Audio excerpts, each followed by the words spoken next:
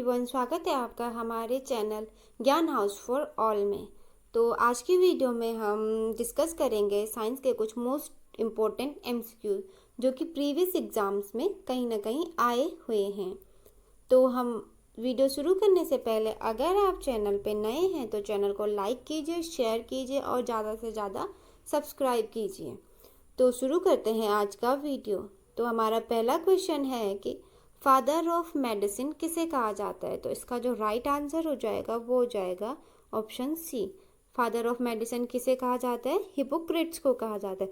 Other options की बात करें तो अरस्तु थे फादर ऑफ बायोलॉजी और थियोफ्रिस्टस कौन है? Father of botany. गैलीलियो के बारे में आप हमें कमेंट बॉक्स में बताइएगा इनकी क्या इम्पोर्टेंस है साइंस में। नेक्स्ट क्वेश्चन है कि फाइकोलॉजी का संबंध है। तो जो फाइकोलॉजी का संबंध है इसका राइट ऑप्शन हो जाएगा ऑप्शन ए, सहवास है। देखो, स्टडी ऑफ एल्गी को क्या कहते हैं? फाइकोलॉजी कहते हैं। ऐसे अदर ऑप्शंस की मैं जो बात करूं तो कवक के अध्ययन को क्या कहते हैं? माइकोलॉजी, यानी कि स्टडी ऑफ फंगस, माइकोलॉजी। अब है पारिस्थितिकी के अध्ययन को, तो इसको क्या कहते हैं? इकोलॉजी, यानी कि पारिस्थितिकी। विषाणु के अध्ययन को क्या कहते हैं? वायरोलॉजी। वायरस के अध्ययन को क्या कहते हैं? वायरोलॉजी। नेक्स्ट क्वेश्चन है हमारा कि फूलों के अध्ययन को कहते हैं। तो फूलों के अध्ययन को क्या कहते हैं? एंथोलॉजी कहते हैं। इसका राइट आंसर हो जाएगा एंथोलॉजी। अब एग्रोस्ट्रोलॉजी में हम किसका अध्ययन करते हैं? घास का अध्ययन करते हैं। और इकोलॉजी में हम पीछे पढ़ ही चुके हैं कि इकोलॉजी में हम किसका अध्ययन करते हैं? परिस्थितिकी का। और पोमोलॉजी में हम किसका अध्ययन करते हैं? तो पोमोलॉजी में हम अध्ययन करते हैं फलों का। फलों के अध्ययन को क्या कहते हैं? पोमोलॉजी कहते हैं।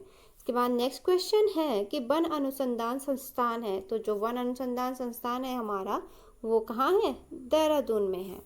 इसके बाद नेक्स्ट क्वेश्चन है कि द्विनाम पद्धति के प्रतिपादक थे, यानी कि बायनोमियल नोमेनक्लेचर के प्रतिपादक कौन थे? वो थे हमारे कार्ल लिनियस। ठीक है। और इसमें क्या होता है? इसमें क्या करते हैं? जीवों के नामों का वर्गीकरण किया गया है द्विनाम पद्धति में। और अदर ऑप्शन है एंगलर क्या थे? एक बोटेनिस्ट थे। अरस्तु के बारे में हम पढ़ चुके हैं, father of biology. Robert Hooke, देखो रॉबर्ट हुक यहाँ पे काफ़ी इम्पोर्टेंट है। रॉबर्ट हुक पे क्वेश्चन आ चुका है, काफ़ी बार आ चुका है। तो इन्होंने क्या डिस्कवर किया? सेल डिस्कवर किया। और कब किया? 1965 में किया। इसके बाद जो नेक्स्ट क्वेश्चन है कि जीवाणु की खोज किसने करी, यानी कि बैक्टीरिया की खोज किसने करी? तो इसका राइट ऑप्शन क्या है? ए, ऑप्शन ए, ल्यूवेनहॉक ने करी। अदर ऑप्शंस की बात करते हैं तो रॉबर्ट हुक के बारे में हम पढ़ चुके हैं। इन्होंने क्या किया? सेल डिस्कवर किया। रॉबर्ट कोच ने क्या कि इन्होंने ट्यूबरक्लोसिस बैक्टीरिया, यानी कि जो टीबी बैक्टीरिया होता है ना, उसकी खोज करी। अब यहाँ पे लुईस पास्चर भी काफ़ी इम्पोर्टेंट है। लुईस पास्चर कौन थे? ये हैं फादर ऑफ माइक्रोबायोलॉजी। ये काफ़ी बार पूछा गया है कि फादर ऑफ माइक्रोबायोलॉजी कौन है। तो कौन है? Lewis pasture. नेक्स्ट क्वेश्चन है कि डेंड्रोलॉजी का संबंध है। तो डेंड्रोलॉजी का संबंध किससे? इसका राइट आंसर हो जाएगा ऑप्शन बी, वृक्षों एवं झाड़ियों से, खास करके झाड़ियों से। फूलों के अध्ययन को हम पढ़ चुके हैं, क्या कहते हैं? एंथोलॉजी कहते हैं। और फलों के अध्ययन को क्या कहते हैं? पोमोलॉजी कहते हैं। अब यहाँ पे पौधों के अध्ययन को, तो पौधों के अध्ययन को क्या कहते हैं? कहते हैं बॉटनी, यानी कि वनस्पति विज्ञान। अब इसके बाद नेक्स्ट क्वेश्चन है कि सिस्टेमा नेचर किसकी पुस्तक है। तो जो सिस्टेमा नेचर पुस्तक है वो है कार्ल लिनियस की। यहाँ पे एक क्वेश्चन ये भी प्रीवियस एग्जाम में आया हुआ है कि on the origin of species, on the origin of species किसकी बुक है? तो on the origin of species किसकी बुक है? वो है डार्विन की। ये क्वेश्चन भी काफ़ी बार पूछा जा चुका है।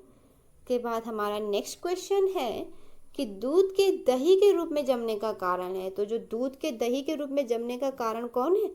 लैक्टोबैसिलस है। ठीक है। अब इसके बाद हमारा क्वेश्चन है कि एड्स का कारण है। तो एड्स वायरस की वजह से होता है। और कौन से वायरस की वजह से होता है? HIV की वजह से होता है। HIV का पूरा नाम क्या है? Human immunodeficiency virus, human immunodeficiency virus. और एड्स का पूरा नाम क्या है? Acquired immunodeficiency syndrome. क्या है? Acquired immunodeficiency syndrome. और ये भी क्वेश्चन पूछा जाता है कि HIV कौन सा वायरस है? तो HIV RNA वायरस है। ठीक है। इसके बाद नेक्स्ट क्वेश्चन है कि सार्स क्या है? तो सार्स क्या है? सार्स एक विषाणु जनित रोग है।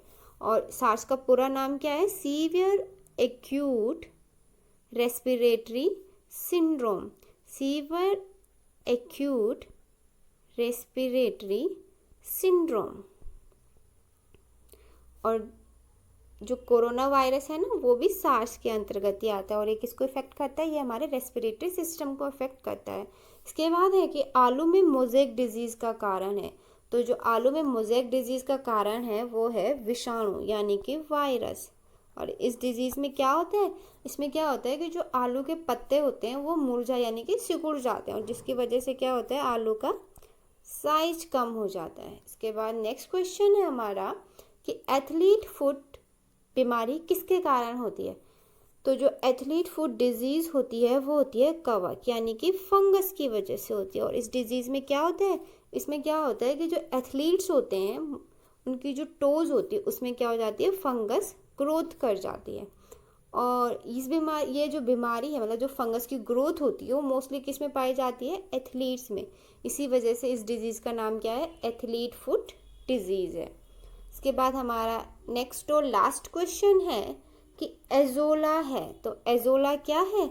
इसका राइट आंसर हो जाएगा जलीय फर्न। एजोला एक जलीय फर्न है। अब एजोला के देखो बहुत सारी इंपॉर्टेंस है, बहुत काम आती है एजोला। तो इसके पहला जो उपयोग है वो है कि ये एक जैव उर्वरक के रूप में काम करती है। और अगर इसको हम धान की खेती में लगा दें तो ये धान की उपज बढ़ाने के काम आती है, धान की उपज भी बढ़ाती है ये। इसका जो तीसरा उपयोग है चारे के रूप में भी इसका बहुत काम किया जाता है। चारे जैसे मछली, गाय वगैरह को कहते हैं कि अगर ये चारे में जैसे गाय को दो तो गाय काफ़ी अच्छा दूध देती है। और इसका जो चौथा है इसका यूज़ खाने में भी किया जाता है। जैसे कि कई देश हैं जहाँ पे इसकी चटनी बना के खाई जाती है। तो ब्रायोफाइट है, सवाल तो हम पढ़ चुके हैं, कवक हम पढ़ चुके हैं। तो लेकिन ये जो ब्रायोफाइट है ये भी एक क्वेश्चन बना हुआ है कि पादप जगत का उभयचर किसे कहा जाता है? पादप जगत का उभयचर। तो पादप जगत का उभयचर कौन है? ये है ब्रायोफाइट्स होते हैं। पादप जगत के उभयचर कौन होते हैं? ब्रायोफाइट्स होते हैं। आज की वीडियो में इतना ही। अगर वीडियो अच्छी लगी हो तो वीडियो को शेयर कीजिए, लाइक कीजिए और सब्सक्राइब कीजिए। वीडियो को अंत तक देखने के लिए धन्यवाद।